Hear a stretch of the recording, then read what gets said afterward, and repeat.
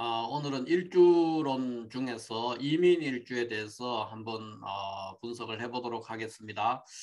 이민 일주는 이제 물상론적으로 임수와 인목이 이제 조합되어 있는 그 간지가 되는데, 임수는 이제 시간적으로 우리가 한밤중이죠. 이제 한밤중, 캄캄한 한밤중이고, 인목은 동물로서 이제 호랑이가 되기 때문에 이게 이제 한밤중에 호랑이의 물상이다 이렇게 얘기를 할 수가 있어서 호랑이 대낮의 호랑이가 아니고 한밤중의 호랑이이기 때문에 굉장히 활동성이 강하고 또 위험이 넘치고 그런 문제들이 문제랄까 그런 현상이 있다는 거죠.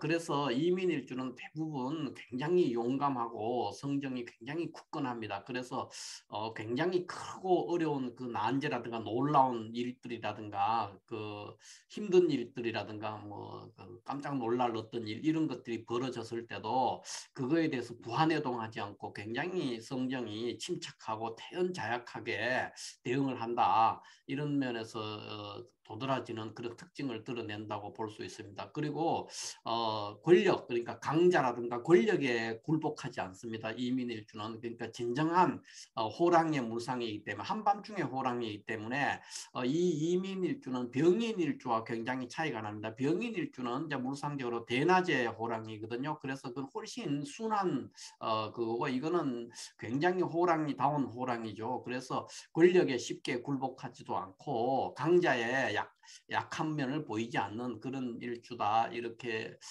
말할 수가 있겠습니다. 그러면 이제 그 지금부터 이제 이민일주에 대해서 자세히 한번 알아보면 자, 이민일주를 이제 보려면 먼저 일주를 자세히 분석하기 위해서 일주 분석 순서에 따른 물상론부터 우리가 이제 처음부터 이렇게 물상론, 그다음 일간과 일지의 관계, 십신의 특성, 보태법, 신살 이런 식으로 이제 일주를 분석을 할 건데 먼저 물상적으로 본다면은 이 이민일주는 어, 어, 이 임수가 이제 강이나 큰 강이나 호수의 물상이죠. 그래서 그리고 이 인목은 이제 호랑이니까 호숫가에 어슬렁어슬렁 거리는 호랑이 이것도 됩니다. 그러니까 한밤중에 호랑이도 되고 또 검은 호랑이죠. 흑표. 흑표라는 게 그 흑표라는 게 실제로 검은 호랑이가 검은 건 없고 표범 중에서 저 남미 쪽에 가면 흑표가 있죠.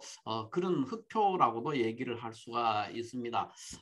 그 다음에는 또 이제 우리 자연물상으로 본다면은 이 이민일주는 이 임수는 강이고 인목은 큰 나무예요. 간목, 천간에 있는 간목에 해당되기 때문에 강가에 있는 큰 나무의 물상이기 때문에 이게 나루터 같은 거예요. 나루터나 어떤 이정표. 그러니까 강가에 큰 나무가 하나 있으면 그거를 보고는 사람들이 길을 왔다 갔다 할 수가 있잖아요. 그러니까 하나의 이정표가 되는 거죠. 그러니까 나루터라든가 쉼터 이런 인상을 주는 거예요. 보통 강가에 큰 나무가 있으면 그 나무 주변에 뭐 쉼터나 또 빨래터든 뭐 나루터라든 이런 게 만들어지고 거기서 사람들이 오고 가는 사람들이 그 그늘에서 큰 나무 그늘에서 쉬는 성향이 있기 때문에 강가에 큰 나무 그러니까 다르게 말하면 나루터 같은 그런 인상도 이제 남아 있게 됩니다. 물상적으로. 그렇기 때문에 이 사람은 이민일주는 기본적으로 성정이 밤의 호랑이 또 흑표 그런 거기 때문에 굉장히 위험이 넘치고 기상이 강하죠. 강한 기상력을 보이고 활동력도 굉장히 좋은 사람 이렇게 얘기를 할 수 있고 또 강가에 있는 나루터와 어떤 이정표가 있기 때문에 리더십이 있죠. 리더십도 있고 또 사람들이 거기서 쉬고 이러기 때문에 굉장히 베풀고 인정이나 베푸는 현상 그런 것들이 이제 굉장히 강하게 나와서 이제 여유가 있는 사람이죠. 기본적으로 굉장히 느긋하고 여유가 있습니다. 이민일주는 이것은 이제 나중에 십신 같은 거를 일지 십신을 분석할 때도 똑같은 현상이 나올 텐데 일단 물상적으로 굉장히 여유도 있고 위험 있고 기상이 강한 기상을 가지고 있고 활동력도 좋은 그런 사람이고 또 사람들에게 베푸는 정신 그러니까 여유가 있는 사람이니까 당연히 인정도 있고 베푸는 거 이런 것들이 좋은 사람이다 이렇게 얘기를 할 수가 있고 그 다음에 이제 일간과 일지의 관계 관계를 이렇게 이제 살펴볼 것 같으면 인수는 이제 큰 물이고 양수죠. 양간이죠.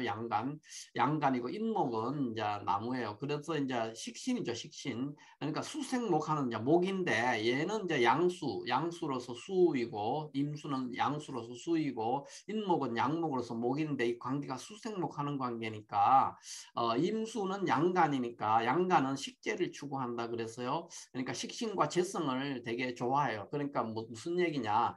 양이라는 속성은 기본적으로 독자적이고 스스로 뭔가 활동해서 쟁취하는 거 그런 거를 좋아하기 때문에 식재를 굉장히 반기는 현상이 있어요.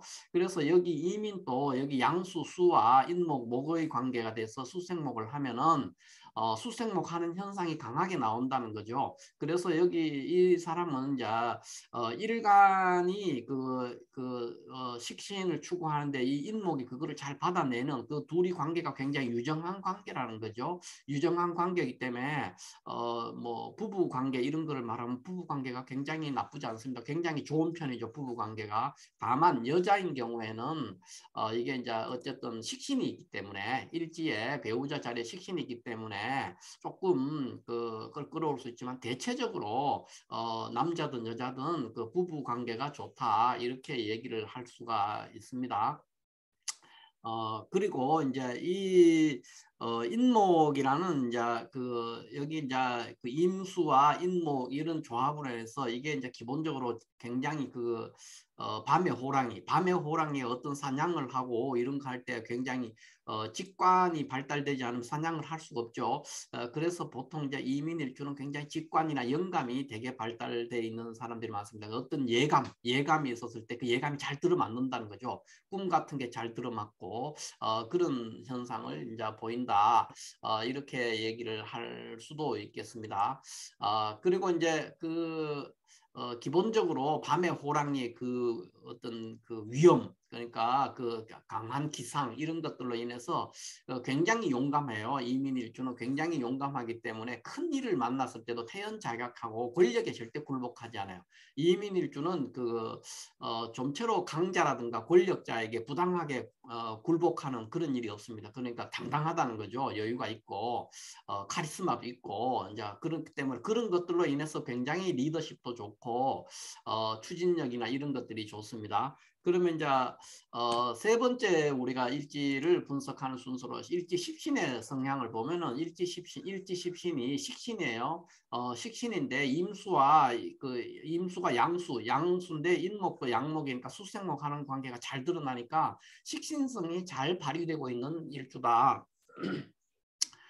그렇게 말을 할 수가 있습니다. 그래서 식신성이 잘 드러나기 때문에 그런 식신성을 해서 굉장히 조용하고 침착한 사람이에요. 그러니까 조용하고 과묵하고 또 융통성도 좋고 뭐 인정이라든가 베푸는 거 이런 것들도 좋고 그 다음에 식신성이 좋은 사람은 굉장히 꾸준하고 성실하기 때문에 추진력도 있습니다. 그 다음에 리더십이죠. 베푸는 사람이 리더십이 얻기가 어려워요. 그래서 리더십도 좋고 또 하나는 이제 한 우물을 파는 성향이 있습니다. 외골수죠. 그러니까 완벽을 추구하는 그런 성향을 가지고 있다는 거예요. 그러니까 완벽하지 않으면 좀처럼 만족하지 않고 완벽해질 때까지 불만족스러운 상태. 그래서 한 우물을 파는 그런 성향도 잘 드러난다 이렇게 말을 할 수가 있겠습니다. 그 다음에 이민일주가 이제 우리가 포태법으로 이민일주를 본다면 이제 병지에 해당돼요. 임목은 임수는 신자진에서 삼합을 하기 때문에 신자진 삼합배에서 인목이 위치하는 것은 병지에 해당이 됩니다. 그러니까 여기에서 이제 진 다음에 이제 묘가 있고 인 이렇게 돼 있거든요. 그러니까 여기가 묘지니까 병사묘 되니까 인목이 병지에 놓이는 거예요. 그래서 병지에 놓여 있기 때문에 병지에 놓여 있는 이 사람들은 대체적으로 이렇게 역지사지를 잘한다는 거죠. 그러니까 아픈 사람이죠. 쉽게 말해서 아픈 사람이 아픈 사람 마음을 아는 그런 느낌이에요. 그래서 어떤 어려운 위치나 상대방의 어떤 입장을 잘 듣는 거기 때문에 소통을 잘하는 사람이다. 이렇게 얘기를 할 수가 있겠습니다. 그래서 대체적으로 독단적이라기보다는 위험도 갖추고 굉장히 용감하고 그러면서도 남들의 얘기에 대해서 잘 들어주는 그런 스타일이 되기 때문에 인기가 되게 많은 사람입니다. 이민일주는 리더십도 있고 카리스마도 있고 별로 뭐 부족한 게 없는 사람이죠. 그 다음에 신살로서 이제 우리가 한번 살펴본다면 이민일주는 신살적으로 신살이 굉장히 많습니다. 일단 인목이 역마살에 해당이 되고 그 다음에 이거는 식신이기 때문에 식신은 문창이죠. 그러니까 글재주가 있다는 거예요. 글재주가 있고 예술적인 소질 이런 것들도 갖추고 있는 사람이고 또 천주살에 해당됩니다. 그래서 천주라는 것은 무슨 말이냐면 하늘의 부엌이란 뜻이에요. 천주. 그러니까 하늘의 부엌을 가졌기 때문에 기본적으로 미식가적인 기질이 있고 그러니까 음식에 대해서 굉장히 관심이 많고 또 먹는 문제, 천주는 하늘의 부엌을 가졌는데 무엇이 걱정이 되겠습니까? 먹는 문제가 해결된 사람이에요. 그래서 기본적으로 의식주에서 그렇게 궁핍해지기가 어려운 사람입니다.